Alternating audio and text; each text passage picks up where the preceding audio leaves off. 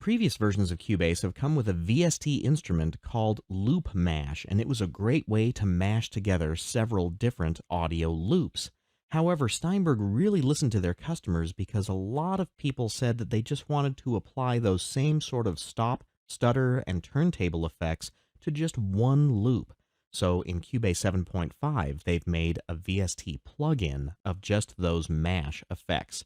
And to show you how to use them, I'm going to create a brand new project. So I'm going to select an empty template, and then I'm going to make a new folder just called Loop Mash FX, and then click Open.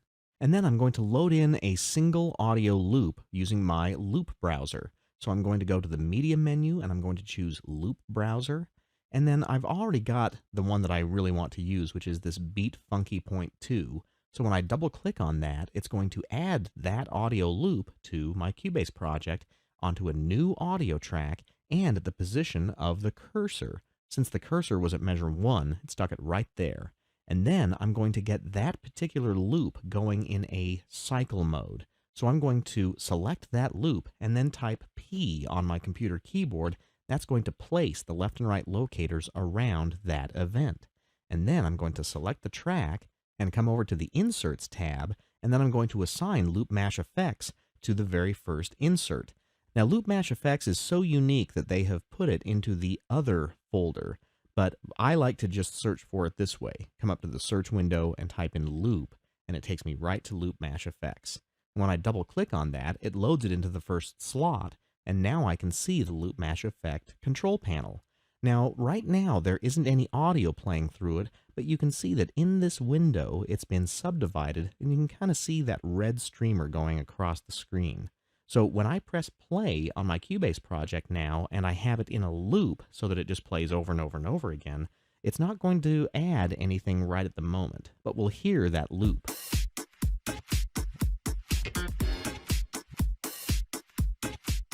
Now, I'm just going to let that loop play for just a moment, and I'm going to talk about the effects down here on the Loop Mash control panel.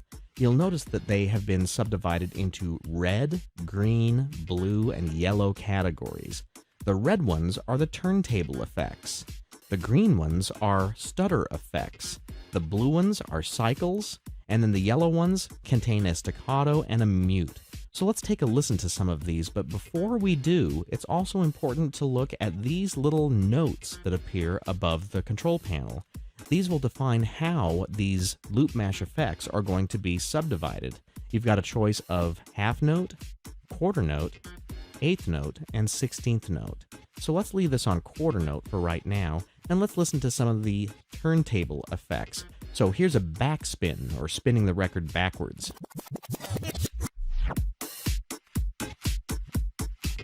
Let's try the reverse, because that's going to play the loop in reverse. There's also a tape start, a scratch effect like on a turntable, and this is a good point to show you how those subdivisions work. You'll notice that that particular scratch was a little slow. If we wanted more subdivisions, we could choose a shorter note, or even 16th notes if we wanted it to really be shaky. So let's go back to eighth notes and listen to some of the other effects. There's a tape stop, and there's two different variations of tape stops. And then there's also a slowdown to just briefly slow down the LP. Now let's talk about the stutter effects. If we have quarter note selected here,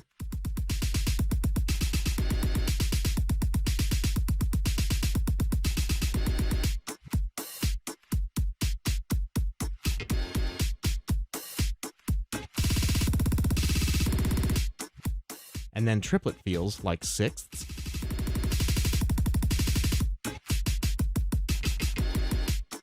and then even some very long stutters.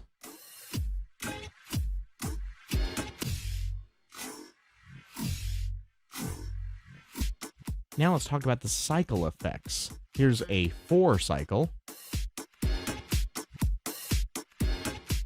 which will play just a certain number of beats over and over again, and then they get shorter as you go down the list.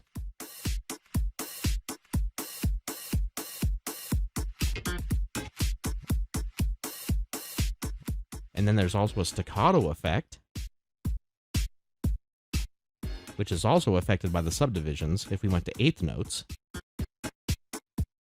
then you get eighth note staccatos. And finally, there's a mute for just stopping the playback altogether. Now, all of the mash effects are laid out in a musical fashion. So all you would need to do to add these effects is record them onto a MIDI track and then key them in from a MIDI keyboard.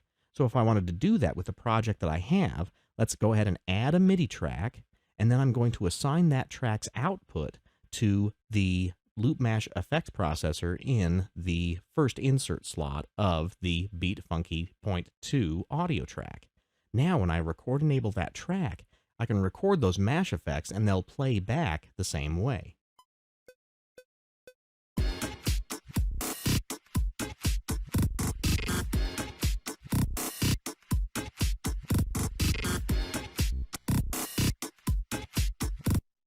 And that way they become part of the project. So because this is an audio plugin, you could use this on any instrument track, audio track, group channel track, even an effect return track if you wanted to. However, I'm going to close this project and show you something really cool, because don't be afraid to use this on a whole bunch of different types of channels, including your main master output. So I'm going to go to a project that I've worked on before, and what I'm going to do is put loop mash effects on the main stereo output, because this can add some really cool things to the overall project. So here's my project, and I'm going to go into my mixer by typing F3, and then I'm going to go to my stereo output, and I'm going to add loop mash effects to the first insert slot. So again, I'm just going to type in loop, and that'll take me right to loop mash effects.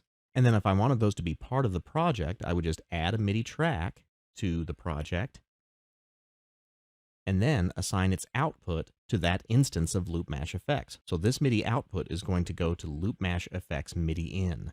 Now, when I play the project back and record onto this MIDI track, I'm going to be able to add those stutter effects to the overall project.